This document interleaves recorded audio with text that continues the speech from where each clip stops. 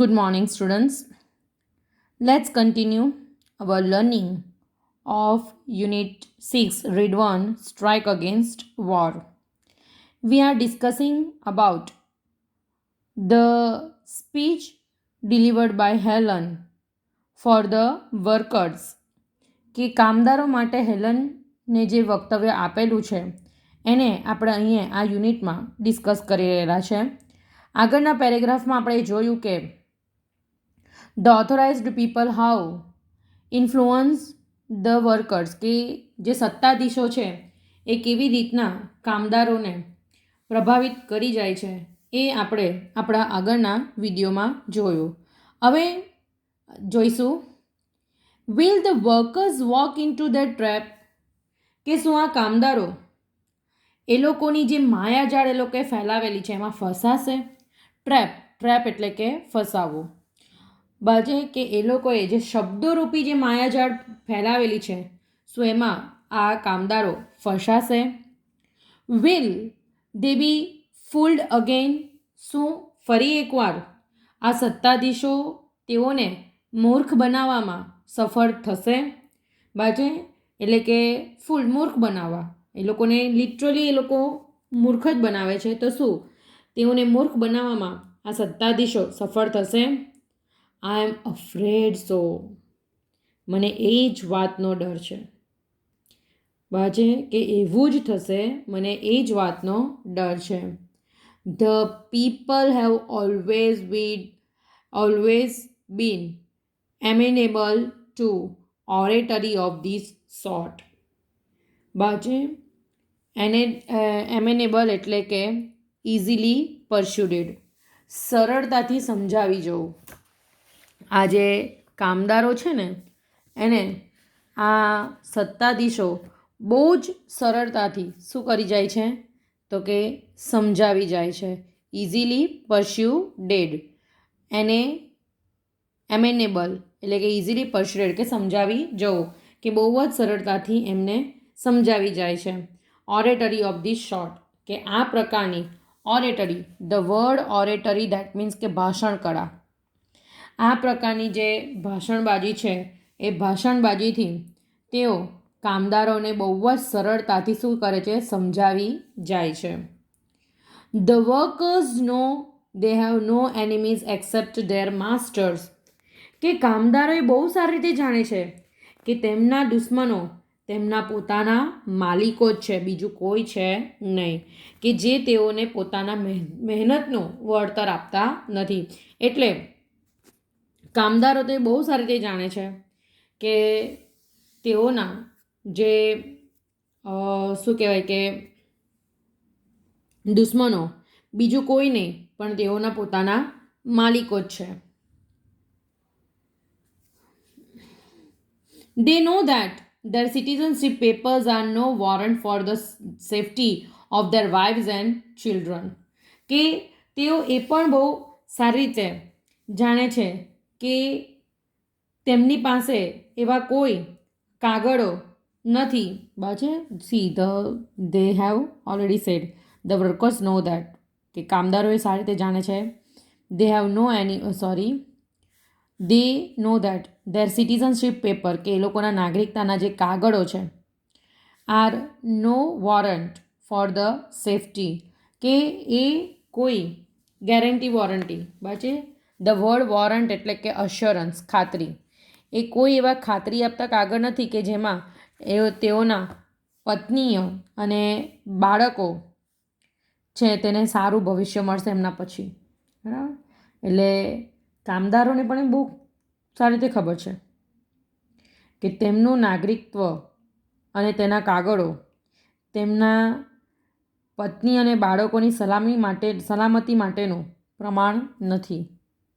બાજે એ લોકોના ગયા પછી એ લોકોના બાળકો અને એ લોકોની પત્નીઓનું શું થશે એનું કોઈ પ્રમાણ નથી. બાજે એટલે એ તો શું કહે કે ખાતરી આપતા જ નથી એ બાબતની. They know that honest sweat, persistent toil and years of struggle bring them nothing worth fighting for. એ લોકો એ પણ બહુ સારી રીતે જાણે છે કે ઓનેસ્ટ સ્વેટ, પ્રમાણિક પરસેવો, persistent toil, સતત કરેલી મહેનત, બરાબર છે. જો the word persistent that means કે કન્ટિન્યુઅલ એટલે કે સતત, ટોઇલ એટલે કે મહેનત, બરાબર છે. હાર્ડવર્ક એટલે જે સતત એ લોકો મહેનત કરે છે, હાર્ડવર્ક કરે છે. એન્ડ ઇયર્સ ઓફ સ્ટ્રગલ, ને વર્ષના સંઘર્ષ પછી પણ નથિંગ વર્થ ફાઇટિંગ ફોર, કે એ લોકોએ માત્ર પોતાના હક માટે શું કરવું પડે છે? લડવું જ પડે છે, બીજું કંઈ થતું નથી. એટલે વર્કરો તો એ બહુ સારી રીતે જાણે છે કે વર્ષોની મહેનત, પરસેવો પાડવાનું કે સતત કરેલી મજૂરી તેમને કંઈ નથી આપતી જેના માટે લડવાનું તેમને મન થાય. બરાબર છે. કંઈ જ આપતી નથી કે એના માટે એ લોકોને લડવાનું મન થાય. ભાઈ મને કંઈ મળતું હોય તો હું લડું હો, પણ મને કંઈ જ નથી મળતું તો હું લડું શા માટે? બરાબર છે. ફોર વોટ રીઝન આઈ ફાઇટ, કે કયા કારણથી હું લડું, એ બી તો એક પ્રશ્ન છે ને.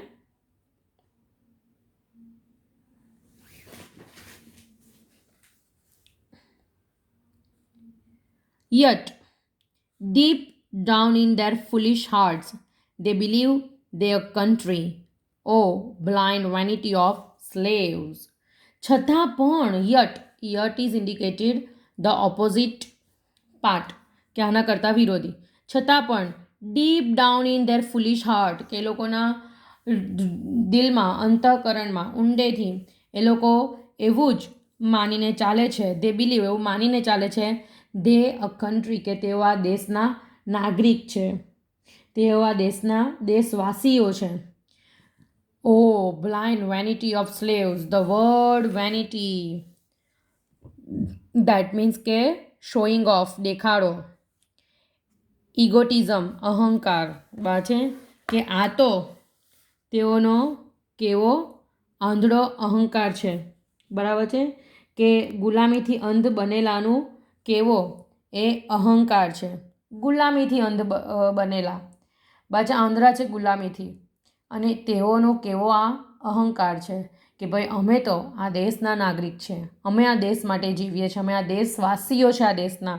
એટલે આ તો એ લોકોનો કેવો આંધળો અહંકાર છે, બરાબર. એટલે અહીંયા આગળ હેલન એ બહુ સ્પષ્ટ કરે છે વર્કર્સને કે એ લોકોને બધી વાસ્તવિકતા ખબર છે, છતાં પણ જો આવી રીતના સત્તાધીશો કંઈક બે શબ્દો સારા બોલે તો તેઓના પ્રભાવમાં આ નિર્દોષ લોકો આવી જતા હોય છે, નિર્દોષ કામદારો આવી જતા હોય છે. The clever once up in the high places know how childish and silly the workers are. The clever ones, કે જે હોશિયાર છે, up in the high places, કે જે ઊંચા પદ ઉપર બિરાજમાન છે, હોદ્દેદાર છે, બરાબર છે, પદ ઉપર બિરાજમાન છે. નો, એ લોકો જાણે છે, how childish and silly the workers are. Childish એટલે કે બાળક, બરાબર છે, એડજેક્ટિવ છે. IS એટલે લાગ્યું છે સર્ફિક્સ, એટલે એ શું બની ગયું? એડજેક્ટિવ. કે કેટલા બાળ બુદ્ધિવાળા, કેવા બાળકો, એન્ડ સિલી, મૂર્ખ આ કામદારો છે. એટલે કે કામદારો કેવા મૂર્ખ અને બાળ બુદ્ધિવાળા છે તેવું એ પદ ઉપર બિરાજમાન લોકો બહુ સારી રીતે જાણે છે કે કેવી રીતના એ લોકોના ઇમોશન્સ સાથે લોકો રમી શકે. They know that if the government dresses them up in khaki and gives them a rifle and start them off with a band and waving banners, they will go forth to fight voluntarily for their own enemies.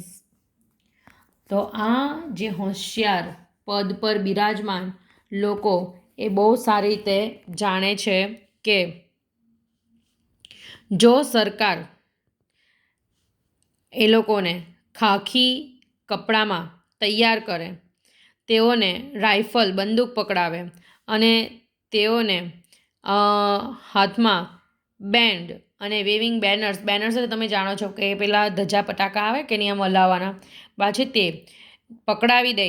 તો આ જે કામદારો છે એ પોતાના દુશ્મનો સાથે સ્વયંભૂ શબ્દ આપેલો છે વોલેન્ટિયરલી. વોલેન્ટિયરલી દેટ મીન્સ કે ઓનરશીપ બાય વોલન્ટિયરલી એટલે કે કરેજિયસલી, બરાબર. એટલે કે ધ વર્ડ વોલેન્ટિયરલી દેટ મીન્સ કે અહીંયા આગળ ગ્લોસરીમાં તમને આપેલું છે કરેજિયસલી એટલે કે બહાદુરીપૂર્વક લડવા માટે તૈયાર થઈ જાય છે, સ્વયંભૂ રીતે, સ્વૈચ્છિક રીતે, બરાબર. બહુ ફરી એકવાર સમજાવું તમને કે કામદારોને કેવી રીતના પોતાના કરવા એ આ સત્તાધીશો બહુ સારી રીતે જાણે છે. તેઓ સારી રીતે જાણે છે કે જો તેઓના આ કામદારોના હાથમાં બંદૂક પકડાવીએ, તે લોકોને ખાખી વસ્ત્રોમાં સજ્જ કરીએ, બેન વગાડીને, ઝંડા હલાવીને તેમને યુદ્ધના મેદાનમાં મોકલી દેશે તો આ કામદારો આવા મોટા માણસોને માટે યુદ્ધ પણ લડી આવશે અને સ્વયંભૂ રીતે વોલેન્ટિયરલી હિંમતપૂર્વક બહાદુરીપૂર્વક યુદ્ધ પણ લડી આવશે. They are taught that brave men die for their country's honor. હેલનનું શું કહેવું છે જુઓ કે આ કામદારોને એવું શીખવવામાં આવે છે કે દેશના છે શું કહે છે દે આર ટોટ, એ લોકોને શીખવામાં આવે છે દેટ બ્રેવ મેન બહાદુર લોકો ડાય ફોર ધેર કન્ટ્રીઝ ઓનર કે પોતાના રાષ્ટ્રના સન્માન માટે બહાદુર લોકો શું આપે છે? જીવનું બલિદાન આપે છે, એટલે કે જીવ આપે છે, મૃત્યુને પણ સ્વીકારે છે. What a price to pay for a vague ideas, the lives of millions of young men or other millions crippled and blinded for life, existence made horrible for still more millions of human beings, the achievement and legacy of generations swept away in a moment, and nobody better off for all the misery. See કેટલું બધું કીધેલું છે. What a price to pay. Price to pay idiom છે, એટલે આપણે એને સમજીશું. Price to pay that means કે સફર કોન્સિક્વન્સીસ એટલે કે પરિણામ ભોગવવા, કે યુદ્ધના કેવા પરિણામ ભોગવવા પડે છે બાછે, અને એ પરિણામ કેવા હોય છે એટલે કે ફોર અ વેગ્યુ આઈડિયા, એક એવો તુચ્છ વિચાર કે જેના કેવા પરિણામ ભોગવવા પડે છે, બરાબર. એટલે અહીંયા આગળ હેલન બહુ સ્પષ્ટ રીતે આ કામદારોની સામે એક વાસ્તવિકતા લાવવાની કોશિશમાં છે કે જે બહાદુરો છે તે તેમના દેશના માન સન્માન ખાતર બલિદાન આપે છે. આવો તથ્યવિહીન વિચાર માટે એ લોકોએ કેટલો બધો પ્રાઇઝ એટલે કે કિંમત ચૂકવવી પડે છે. અને કિંમત શું છે જો અહીંયા આગળ બધું આપેલું જ છે. The lives of millions of young men, કે યુવાનોના જીવન, પાછળ લાખો યુવાનોના જીવન જોખમમાં મુકાય છે. અધર મિલિયન્સ ક્રિપલ્ડ એન્ડ બ્લાઇન્ડેડ, અને બીજા અન્ય લાખો જીવનભર કેવા બને છે? અપંગ બને છે. બ્લાઇન્ડેડ એટલે કે આંધળા બને છે. ફોર લાઈફ એટલે કે જીવન પર્યત આ જીવન એ લોકો અપંગ અને આંધળા બને છે.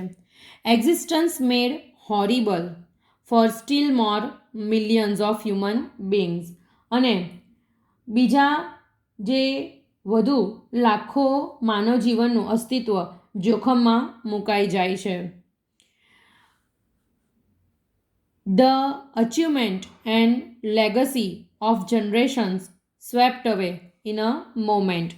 The word swept away that means કે ઇમોશનલી કેરીડ અવે એટલે કે લાગણીમાં તણાઈ જવું.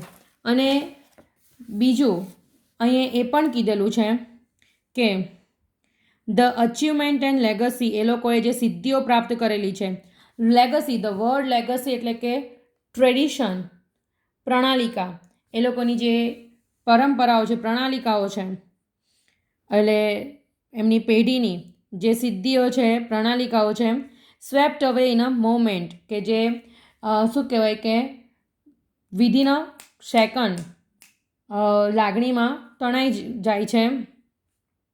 And nobody better off for all the miseries. The word better off એટલે કે હેપીયર, વધુ સુધી, વધુ સુખી. બરાબર છે. શબ્દનો મતલબ શું થાય? બેટર ઓફ, દેટ મીન્સ કે હેપીયર એટલે કે વધુ સુખી. અને બીજા અર્થમાં કહીએ તો બેટર ઓફ દેટ મીન્સ કે ઇન અ બેટર પોઝિશન, કે વધુ સારી પરિસ્થિતિમાં લાવવું, કે આ જે પરિસ્થિતિ છે એનાથી કોઈ સારી વધુ પરિસ્થિતિમાં લાવી શકતું નથી. એટલે ફરી એકવાર તમે એને સમજવાની કોશિશ કરજો એ પેરેગ્રાફને, કે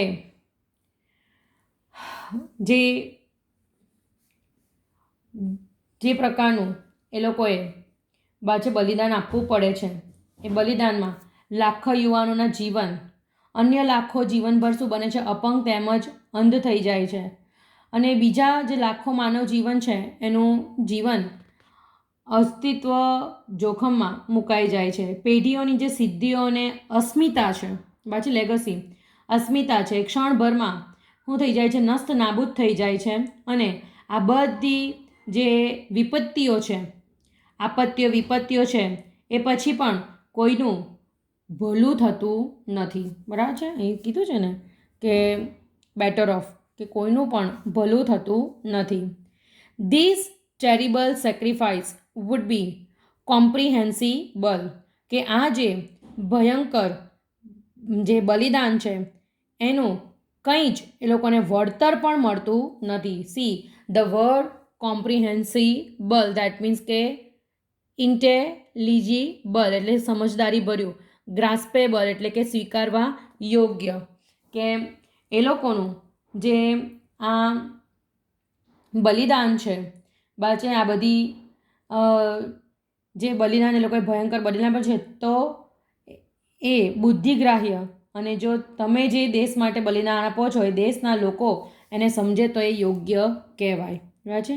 if the thing you die for, કે જે દેશ માટે તમે લડો છો, કે જે દેશ માટે તમે મૃત્યુ પામો છો, એન્ડ કોલ કન્ટ્રી ફેડ, અને એ જ દેશને કહો છો એ તમને ફેડ એટલે ખોરાક, ક્લોથ એટલે કપડાં, હાઉસ એટલે ઘર, એન્ડ વોર્મ્ડ યુ, કે તમને હૂંફ આપે છે, એ પ્રશ્ન છે. એજ્યુકેટેડ તમને શિક્ષિત કરે છે. એન્ડ ચેરિસ્ડ યોર ચિલ્ડ્રન, કે તમારા બાળકોને ચેરિશ દેટ મીન્સ કે કલ્ટિવેટ, કેળવવો, એન્કરેજ પ્રોત્સાહિત કરવું, કે તમારા બાળકોને બાછે કેળવણી આપે છે, એ લોકોને પ્રોત્સાહિત કરે છે. આ પ્રશ્ન છે કે જે દેશ માટે તમે ભયંકર બલિદાન આપો છો, તો એ જે બલિદાન છે એ બલિદાન તમારું સાર્થક જાય છે? જો આ દેશ જેના માટે તમે મૃત્યુ પર્યત જવા તૈયાર છો, તેમાં તેને યોગ્ય ખોરાક, વસ્ત્રો, રહેઠાણ, હૂંફ, રક્ષણ, અભ્યાસ, તમારા બાળકોની કેળવણી વગેરે મળ્યા હોય, અને તેમના શું કહે કે યોગ્ય સાર સંભાળ એ લોકોને મળી હોય, એવું છે? અહીંયા એ પ્રશ્ન છે. I think the workers are the most unselfish of the children of man, કે મારું એવું માનવું છે, એટલે હેલન પોતે કહે છે કે મારું એવું માનવું છે કે આ જે કામદારો છે એ બહુ જ અનસેલ્ફિશ એટલે કે નિસ્વાર્થ નાગરિકો છે. મને લાગે છે કે આ જે કામદારો છે એ સૌથી નિસ્વાર્થ નાગરિકો છે. એ લોકોનો એમાં કોઈ સ્વાર્થ નથી. They toil and live and die for other people's country, કે બીજા દેશના લોકો માટે. અધર પીપલ્સ કન્ટિનન્ટ એટલે કે ટેરિટરી. સી ધ વર્ડ કન્ટિનન્ટ એટલે કે ટેરિટરી એટલે ખંડ, ભૂભાગ, કે બીજા દેશના ખંડ માટે. અધર પીપલ્સ લિબર્ટી, બીજા દેશની આઝાદી માટે એન્ડ અધર પીપલ્સ હેપીનેસ, બીજા દેશની ખુશીઓ માટે એટલે કે સુખ માટે આ કામદારો શું કરવા તૈયાર છે? દે ટોઇલ, મજૂરી સખત કરવા તૈયાર છે, લાઈવ જીવવા તૈયાર છે, એન્ડ ડાય મરવા પણ તૈયાર છે. But four other people, C કે લોકો કેટલા નિસ્વાર્થ બાળકો છે. આ મજૂર કર્મચારીઓ એ માનવના સૌથી નિસ્વાર્થ બાળકો છે કે જેઓ અન્ય લોકોના દેશ, અન્ય લોકોના ખંડ, અન્ય લોકોની સ્વતંત્રતા અને અન્ય લોકોના સુખ માટે મજૂરી કરે છે, જીવે છે અને મરે છે. The workers have no liberties of their own, કે આ કામદારોને પોતાની કોઈ સ્વતંત્રતા હોતી નથી. They are not free when they are compelled to work 12 or 10 or 8 hours a day, કે દિવસના 8 કલાક, 10 કલાક કે 12 કલાક જ્યારે લોકોને ફોર્સ કરવામાં આવે, કમ્પેલ્ડ એટલે કે ફોર્સ્ડ, બાજે દબાણ કરવું કામ કરવા માટે, તો તમે શું કહેશો? એ લોકો ફ્રી છે, સ્વતંત્ર છે? ના, તેઓ સ્વતંત્ર નથી. They are not free when they are ill paid for their exhausting toil, કે લોકોને જે થકવી કાઢે, શબ્દ છે ને એક્ઝોસ્ટિંગ દેટ મીન્સ કે ઇનકેપેસિટી, ઇસિટેટિંગ એટલે કે અશક્ત, વીકનિંગ એટલે કે નબળા પાડી દે તેવું, એટલે કે એ લોકોને થકવી નાખે તેવી મજૂરી કર્યા પછી જે લોકોને ઇલ પેડ એટલે મજૂરીનું જે વળતર મળવું જોઈએ એ પ્રોપર મળતું નથી, તો તમે શું એને સ્વતંત્ર કહેશો? એ મજૂરો તમારા માટે શું સ્વતંત્ર છે? No, they are not. They are not free when their children must labor in mills and factories or starve, કે તમે એને સ્વતંત્ર કહેશો કે જેના બાળકોએ નાની ઉંમરમાં જ મિલોમાં મજૂરી કરવી પડે છે, ફેક્ટરીઝમાં મજૂરી કરવી પડે છે અને ન કરે તો ભૂખા મરવું પડે છે. સ્ટાર્વ દેટ મીન્સ કે બાજે ટુ ડુ વિધાઉટ ફૂડ, ભૂખે મરવું, ને ટોઇલ એટલે લેબર એટલે કે મજૂરી કરવી.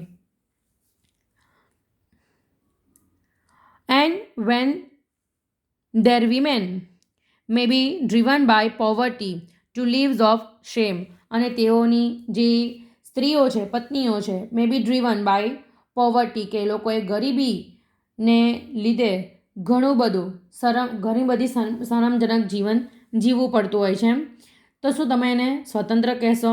They are not free when they are clubbed and imprisoned because they go on strike for a raise of wages and for the basic justice that is the right as human beings, કે તમે તેઓને સ્વતંત્ર કહેશો?